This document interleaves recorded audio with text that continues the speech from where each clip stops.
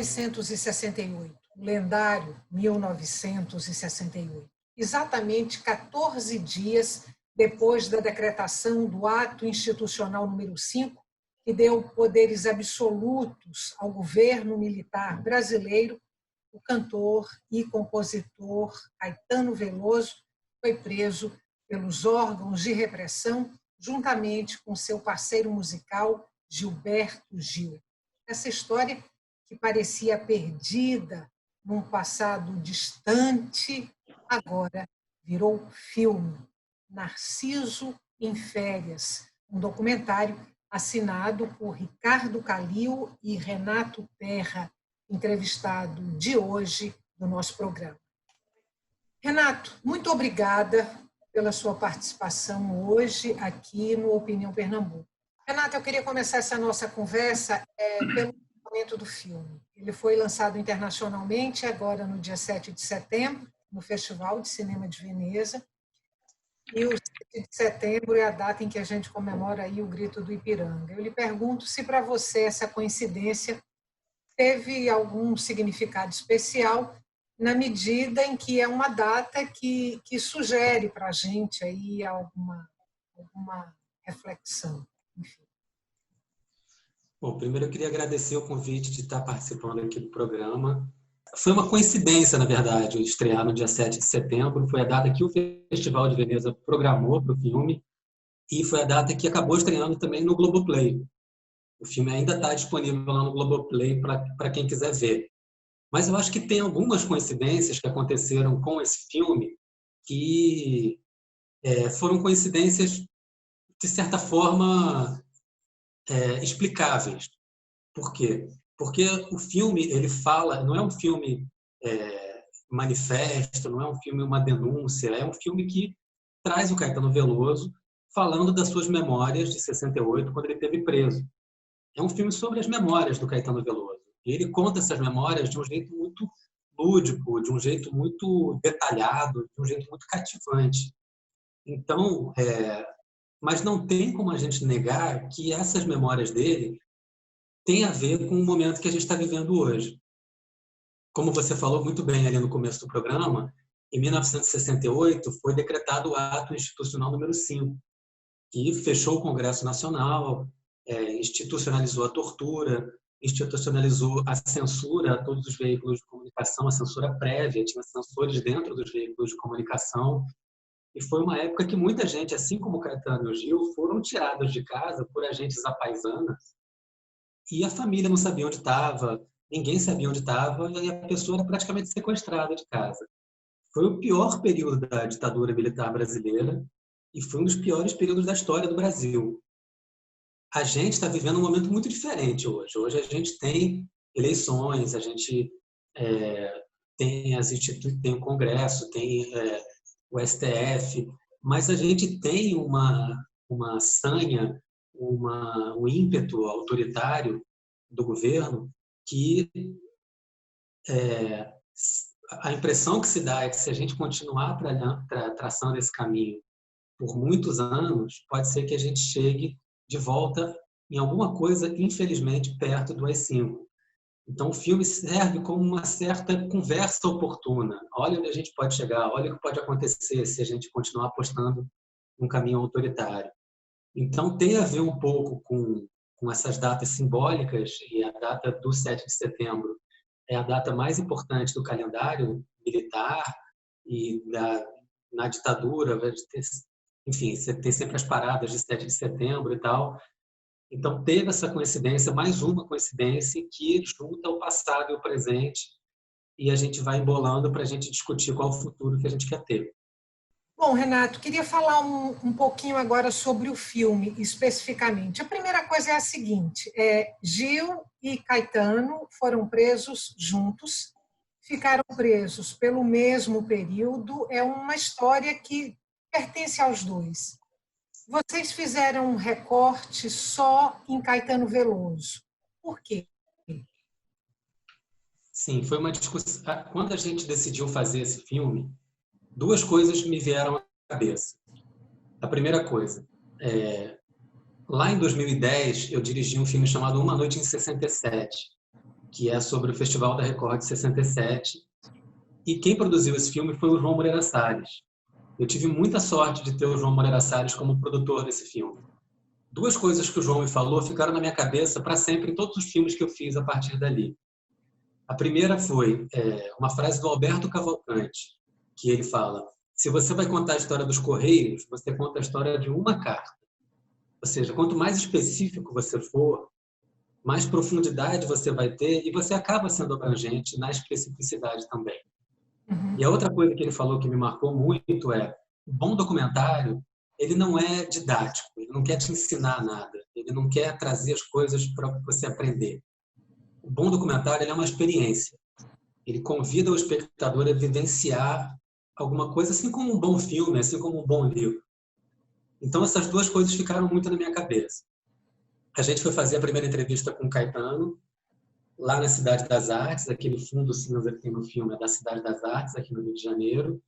E a gente, quando foi fazer a entrevista com o Caetano, a gente tinha na cabeça de entrevistar o Gil, de entrevistar o Perfeito Fortuna, que ficou preso com o Caetano em algum momento, a Bethânia, que foi visitar o Caetano na cadeia, e o Ricardo Amaral, que era o dono da boate Sucata, onde o Caetano foi preso, acusado de ter cantado o hino nacional em ritmo de Tropicália, e o Caetano, para se defender, deu o nome do Ricardo Amaral, e o Ricardo Amaral foi lá onde o Caetano estava preso para prestar o depoimento, e acabou libertando o Caetano. Então, a gente tinha essa ideia de fazer um filme com vários depoimentos.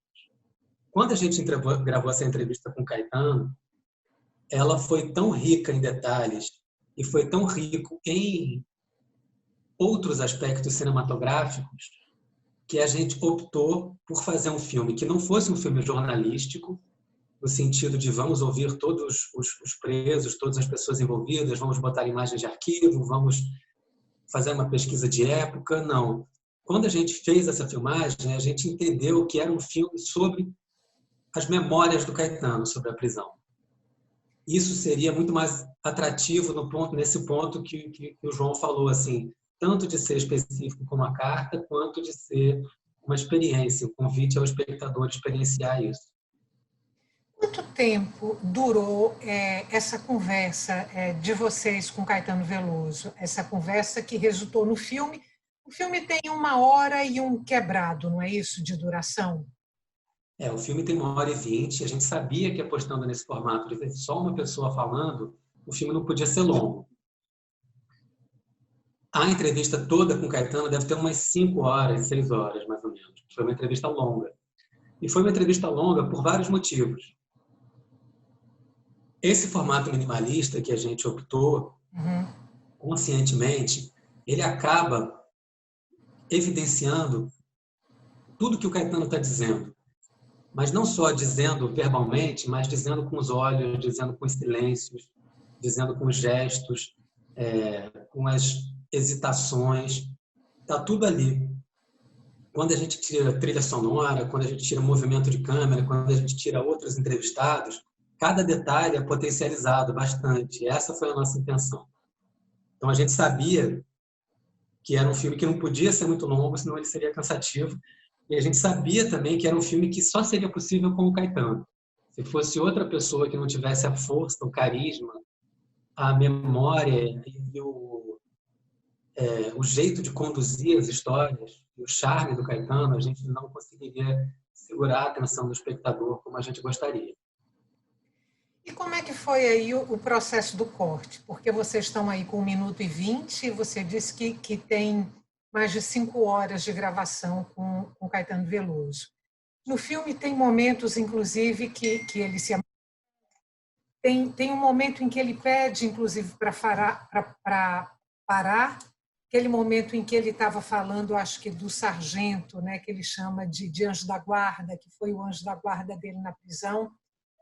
Exatamente quando ele vai falar, vai fazer uma referência a esse sargento, ele se emociona, pede para parar, e quando vocês voltam com o filme, essa história do sargento já não retorna também, já não está ali. Como é que foi o processo de corte, de seleção? Assim, eu sempre imagino que é uma hora que dói muito para o realizador, né? Assim, se apartar, tirar daquela história, daquele fluxo narrativo, um pedaço de uma coisa importante que ele amealhou. E que não volta mais, né? A partir do momento que você tira um pedaço do filme, aquilo vai ficar guardado. Eu virei o louco do DVD agora, estou comprando DVD a dessa, porque eu sinto muita falta de extra, faixa comentada. Eu adoro ficar vendo essas coisas. E, nesse caso da montagem desse filme, quase toda a montagem ela respeitou a filmagem, a cronologia da filmagem. A gente já fez uma pauta bastante extensa de perguntas ali, de condução de assuntos junto com o Caetano, que começava com o dia que ele foi preso e terminava com o dia que ele foi exilado, nem solto, a gente foi até um pouquinho depois do dia que ele foi exilado. E quando ele parou ali entre a entrevista muito emocionado por causa da lembrança que ele teve do sargento e por causa da experiência de ter visto a revista Manchete de novo, depois de tanto tempo, ter visto aquelas fotos da Terra, ele se emocionou muito, a entrevista parou, ele foi no banheiro, se acalmou, e aí depois ele voltou. Quando ele voltou, eu sugeri para ele, eu falei, Caetano, vamos voltar cantando Hey Jude, que era a música que trazia energias positivas, trazia coisa boa. Vamos terminar aquele momento lá e a gente volta cantando Hey Jude. Porque para mim, ali também, isso eu aprendi muito, além de ter convivido com o João, de ter aprendido muito com o João, eu aprendi muito e tive a sorte de conviver também com o Eduardo Coutinho. E os filmes do Eduardo Coutinho têm toda essa dinâmica do que importa no filme dele é o que acontece quando ele senta diante de um entrevistado. Essa mágica ali que acontece, esse cinema que acontece ali quando ele senta diante de um entrevistado e aquela coisa só acontece uma vez. Para isso, é muito difícil fazer o que o Coutinho faz. Eu não me arvoro a fazer o que ele fazia. Eu acho que só ele tem competência para fazer o que ele fazia, mas eu aprendi muito com ele. E uma das coisas que eu aprendi era criar um ambiente na entrevista que você consegue criar essa simbiose entre você e o entrevistado. E tudo ali importa. Você tem que estar ali fazendo uma entrevista sabendo que um silêncio é muito importante, sabendo que a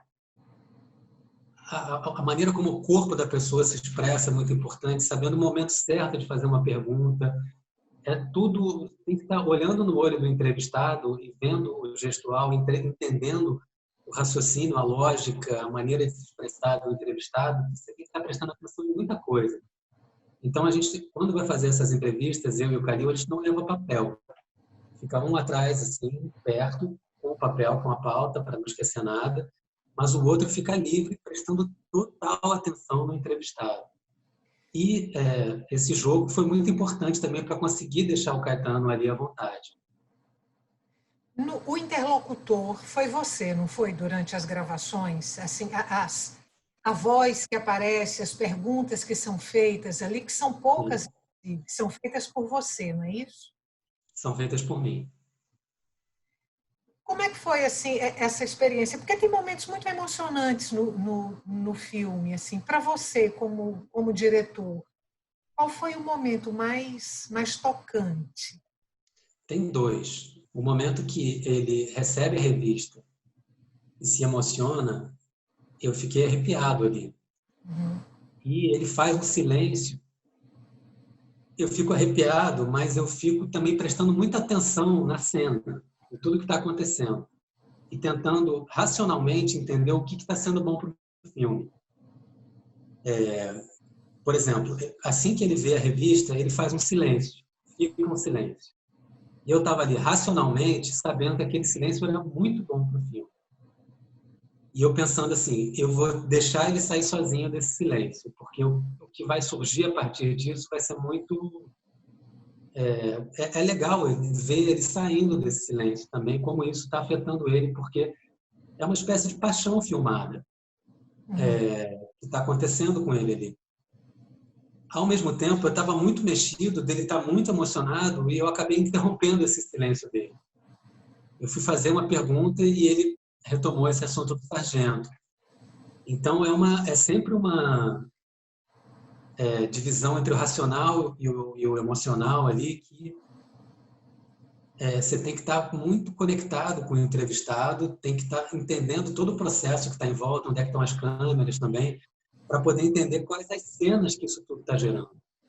Porque não é só a conversa, são as cenas que estão aparecendo ali que são o importante do filme. Então, ao mesmo tempo que eu fiquei muito emocionado, eu também fiquei muito concentrado.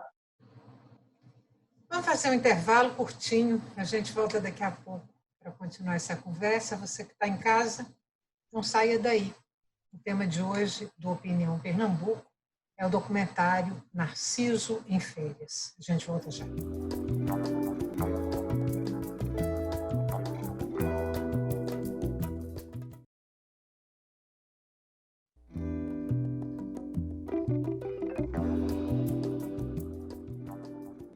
Estamos de volta para o segundo e último bloco do Opinião Pernambuco. O entrevistado de hoje do nosso programa é o documentarista Renato Terra, diretor, ao lado de Ricardo Calil, de Narciso em Férias, o filme sobre a prisão de Caetano Veloso durante a ditadura militar brasileira.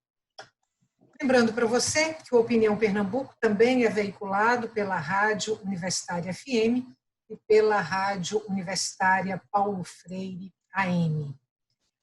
Renato, no bloco anterior você falou que muito rapidamente você e Calil escolheram que tipo de filme queriam, que seria só com Caetano Veloso, que seria um filme minimalista, um único cenário, dentro eu vou chamar aqui de simplicidade, porque eu não saberia colocar outra palavra, mas dentro de toda essa simplicidade do filme, essa simplicidade estética escolhida por vocês, tem também o fato de Caetano Veloso só ter cantado, ao longo do filme, 3 músicas. Foi também uma escolha de vocês ou teve um pouco a ver aí com o próprio entrevistado, com o Caetano? Foi a alma dele, a escolha dele? Como é que foi? A gente decidiu focar no tema da prisão. Então, as 3 músicas têm tudo a ver com o tema, com a prisão dele. Irene, a única música que ele compôs na cadeia. Hey Jude, que era a música positiva que ele ouvia, ele desenvolveu superstições, né, na prisão. Quando ele escutava músicas boas, que ele considerava boas, essa superstição era positiva, e quando ele escutava músicas negativas, essa superstição era negativa. E ele acabou nessa superstição acertando o dia, a hora que ele ia ser solto, que ele ia receber a ordem de soltura, que ele ia estar botando comida na boca e tal.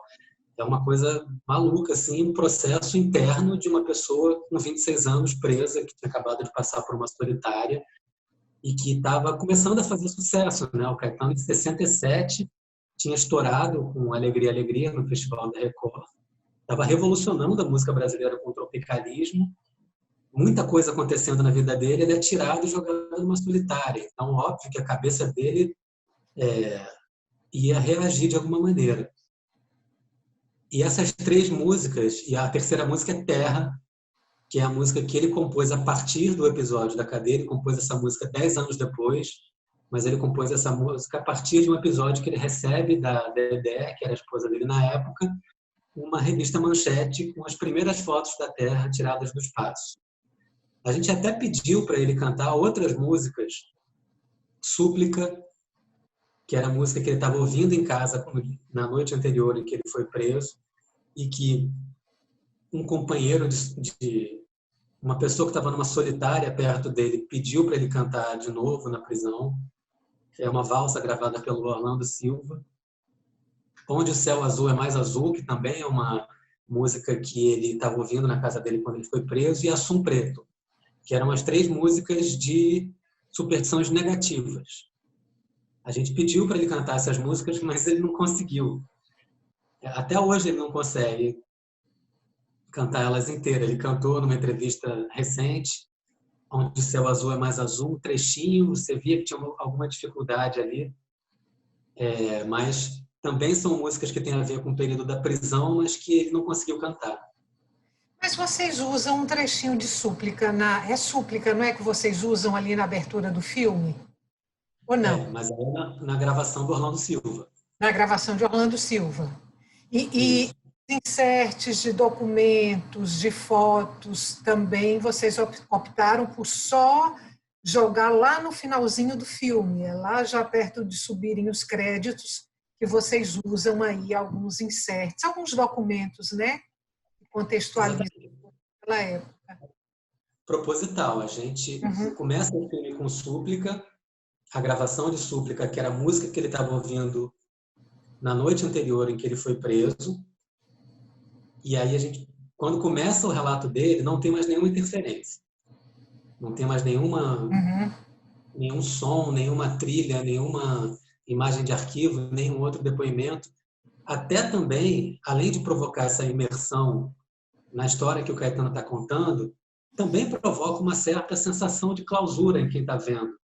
Uma certa experiência de prisão, de enclausuramento mesmo, de falta de possibilidade, de essa sensação de estar preso. E aí, quando o filme termina, a gente vai ali saindo um pouco dessa sensação, que a gente sai, ele termina tocando terra, e a gente coloca, aí a gente de novo, começou com uma gravação, a gente termina com uma gravação, aí termina com a gravação dele tocando terra, e a gente bota as fotos do relatório dele, que é um relatório que ele descobriu recentemente. Ele descobriu em 2018 esse relatório, ficou 50 anos sem saber a existência desse relatório. E é um relatório, muita gente diz que esse interrogatório que ele fez foi uma coisa kafkiana, né? Comparando com o processo do Kafka, mas tem uma coisa meio de Monty Python ali também, de Sargento Pincel, sabe? Tem um absurdo que é cômico, num nível pastelão. Então, esses relatórios também revelam muito de como a ditadura brasileira era desorganizada por dentro. Ele é acusado, o Caetano foi preso por causa de uma fake news. Alguém inventou que ele estava cantando o hino nacional em ritmo de Tropicália, que nem existe esse ritmo. E ele foi preso por causa disso. Então, é uma sucessão de equívocos. E é bom a gente tocar nesse assunto hoje, porque tem gente ainda que sonha com a volta da ditadura, que criou uma narrativa de que era bom, de que idealiza aquele período e tal, mas a gente olhando os fatos e olhando as coisas por dentro, é tudo bagunçado, é tudo mal feito, é tudo mal bem também. Renato, você falou aí que Caetano foi preso por conta de uma fake news, no momento em que, né, nem se usava essa expressão. Na verdade, foi uma denúncia, se eu não estiver enganada, mentirosa, né? E aí, essa denúncia ela foi feita por um repórter, um jornalista ligado à Record. E você falou também no filme que você fez com o Calil, o documentário ali sobre os festivais de música da Record. Esse mesmo jornalista, até anotei o nome dele, mas me perdi aqui, esse mesmo jornalista aparece lá no filme anterior de vocês. E uma das pessoas que ele entrevista, se eu não estiver enganada, é Gilberto Gil. Como é que é para você agora essa experiência, depois de você ter feito Narciso em Férias, né? Que aparece, inclusive, toda uma dor de Caetano Veloso relacionada a esse momento da vida dele, e você depois ver lá no seu filme anterior esse repórter, esse jornalista, foi, de alguma forma, o causador desse infortúnio assim, de Caetano Veloso e de Gilberto Gil. É o Randall Juliano. É um apresentador de televisão da Record que tinha um programa de denúncia. E alguém passou uma nota de jornal para ele que trazia essa notícia de que o Caetano estava cantando a Tropicália em ritmo de... Estava cantando o hino nacional em ritmo de Tropicália na Boate Sucata e que estava desrespeitando a bandeira brasileira. E tem uma entrevista do Randall Juliano ao Jô Soares, ao Jô 11:30, em 92, que está disponível, quem quiser ver na internet, no YouTube, tem, em que o Jô pergunta para ele: você checou essa informação? Ele falou que não checou essa informação. Ele leu no ar, deu a opinião dele sem checar. E aí depois ele diz que se arrepende, se ele soubesse as consequências que essa informação teria, ele se arrepende. Mas é engraçado esse link que tem com Uma Noite em 67. O Randall Juliano elogia muito o Chico Buarque ali em 67. Se eu não me engano, ele entrevista o próprio Caetano. E o Narciso em Férias em 68, né? Então a gente falou Uma Noite em 67, a gente fala do Narciso em Férias em 68. E uma notícia legal é que dia 14 de outubro agora, estreia no Canal Brasil uma série que eu dirigi com o Ricardo Calil também sobre os outros festivais. Uhum. São 6 episódios que vão começar ali em 65, né? O Festival de 65 da Excelsior, que a Elis Regina ganhou com Arrastão. Vai falar do Festival de 66 da Record, teve a Banda Disparada, Sabiá, para não dizer que não falei das Flores, até 72 ali com o Fio Maravilha, né? Maria Alcina cantando Fio Maravilha. Vai pegar esse período todo.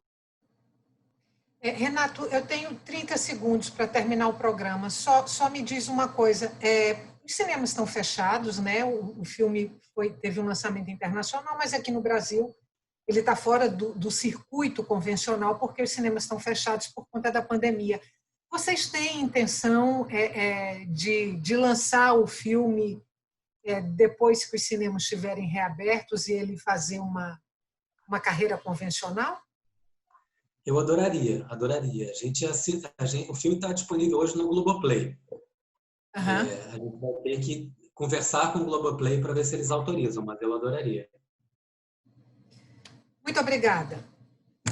E até uma próxima oportunidade. Muito sucesso aí na sua carreira, muito sucesso com o Narciso em Férias. O filme é lindo. Obrigado. E até um próximo encontro. Obrigado pelo convite, obrigado pelo interesse e pela oportunidade.